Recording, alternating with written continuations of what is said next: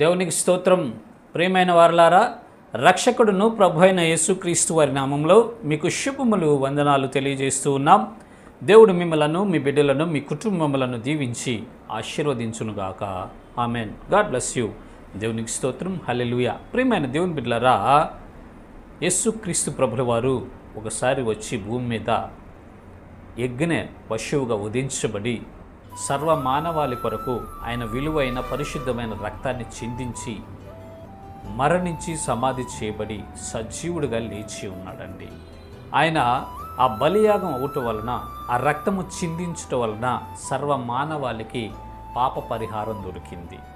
ప్రతి పాపానికి, మనుష్యుడు చేసే ప్రతి అపరాధానికి పరిష్కార మార్గాన్ని దేవుడు యేసుక్రీస్తు ద్వారా మనకు చూపించి ఉన్నారండి. ఎవరైతే యేసయ్య రక్తంలో కడగబడతారో, ఎవరైతే యేసు ప్రభువారిని సొంత రక్షకుడిగా అంగీకరించి పశ్చాత్తాపడి పాపములను ఒప్పుకొని విడిచిపెట్టి యేసు రక్తంలో కడగబడి బాప్తిస్మం పొందుతారో వారు రక్షించబడతారు, దేవుని బిడ్డలుగా ముద్రించబడతారు, వారి పాపాలన్నీ కొట్టివేయబడతాయండి.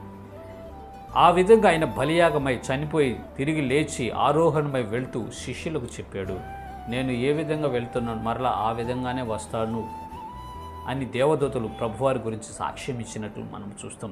యేసు ప్రభువారు రానై ఉన్నారు. రెండో రాకడ ఆయనది జరగబోతుంది. ప్రియమైన దేవుని బిడ్డలారా, దినాలు చెడ్డగా ఉన్నవి. ఆయన ఎప్పుడు వస్తాడో ఎవరికి తెలియదండి. ఏ ఘడియలో ఆయన వస్తాడో, మార్నింగ్ వస్తాడో, మధ్యాహ్నం వస్తారో, సాయంత్రం వస్తారో, నైట్ వస్తారో తెలియదు. ఎప్పుడు వస్తారో ఏ మనుష్యుడికి తెలియదు. అయితే ఆయన మాత్రం ఖచ్చితంగా రాబోతూ ఉన్నాడు. ఎందుకు వస్తారంటే ఆయన సిద్ధపరిచినటువంటి మనుష్యులను, ఆయన రక్షించుకున్నటువంటి మనుష్యులను తీసుకొని పరలోకం వెళ్ళటానికి వస్తారు. ఈ మనుషులను, రక్షించబడిన విశ్వాసులందరినీ తీసుకొని పరలోక రాజ్యంలోకి వారిని సమకూర్చడానికి ఆయన రాబోతూ ఉన్నాడు. ఆ ప్రత్యక్షత అనేది ఎప్పుడు జరుగుతుంది అని మనము ఆలోచించుకున్నట్లయితే పరిశుద్ధ లేఖనాల్లో పౌలు భక్తుడు తిమోతికి ఉత్తరం రాస్తూ ఈ రీతిగా మాట్లాడుతున్నాడు.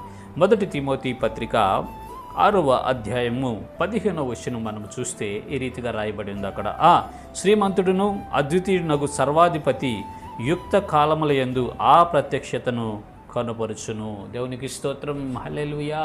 యుక్త కాలముల యందు ఆ ప్రత్యక్షత కనపరుస్తాడంట. తగిన కాలమందు, యుక్త కాలమందు, సరి అయిన కాలంలో, సరి అయిన టైంలో, ఆయన ఫిక్స్ చేసుకున్నటువంటి టైంలో వస్తారండి. అప్పుడు ఖచ్చితంగా మనము ఆయనను ఎదుర్కొంటాము, పరలోక రాజ్యంలో చేరతాము అనే ఒక నిరీక్షణ కలిగి మనము నడుచుకోవాలి. ఇక్కడ ఆయన ప్రత్యక్షత అయితే ఉన్నది. యుక్త కాలంలో ఆయన వస్తాడు అని పౌలు భక్తుడు పరిశుద్ధాత్మ పూర్ణుడై రాస్తూ ఉన్నాడు. కాబట్టి ప్రియమైన దేవుని బిడ్డలారా, వాక్యం ఇచ్చేటటువంటి ప్రజలారా, ఆయనను ఎదుర్కొనేటటువంటి శక్తిని మనము పొందుకోవాలి. ఆయనను ఎదుర్కొనేటటువంటి పరిశుద్ధతను మనం పొందుకోవాలి. ఆయనను ఎదుర్కొనేటటువంటి ప్రార్థనా జీవితము మనం కలిగి ఉండాలి. మహిమాస్వరూపు అయిన దేవాది దేవుడు, అద్వితీయుడు, శ్రీమంతుడు అంట. అలాంటి గొప్ప దేవుని ఎదుర్కోవాలంటే ఈ పాప శరీరానికి అంత శక్తి చాలదండి. రెప్పపాటులో మనము మార్పు చెందుతాము. మహిమ శరీరాన్ని ధరించుకొని ప్రభువుని ఎదుర్కొంటాం. ఆకాశ మండలం మీద మేఘాలతో కొనిపోబడతాము. మనము సదాకాలము దేవునితో ఉంటాము అని పరిశుద్ధ లేఖనాలు సెలవిస్తున్నాయి. కాబట్టి ప్రియమైన దేవుని బిడ్డలారా, ఆయన త్వరగా రాబోతూ ఉన్నాడు. యుక్త కాలములందు ఆ ప్రత్యక్షత కనపరచబోతూ ఉన్నాడు. కాబట్టి నీవు, నేను, రక్షించబడినటువంటి మనము, ఈ విశ్వాస యాత్రలో వెళ్తున్నటువంటి మనము చేయాల్సింది ఏంటంటే సిద్ధపాటు కలిగిన జీవితం కలిగి ఉండాలి. సిద్ధపడినటువంటి కన్నికల వల్లే, బుద్ధి కలిగినటువంటి కన్నికల వల్లే సిద్ధపాటు మనకు ఉండాలండి. ఏ క్షణానైనా ఆయన రావచ్చండి.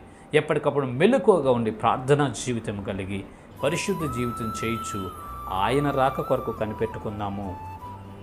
ఆయన వచ్చినప్పుడు మనం ఎత్తబడి పరలోక రాజ్యంలో చేరదాం. ఇటు కృప దేవుడు మనకు అనుగ్రహించునుగాక. ఆమేన్. God bless you. దేవునికి స్తోత్రం. హల్లెలూయా. Praise the lord.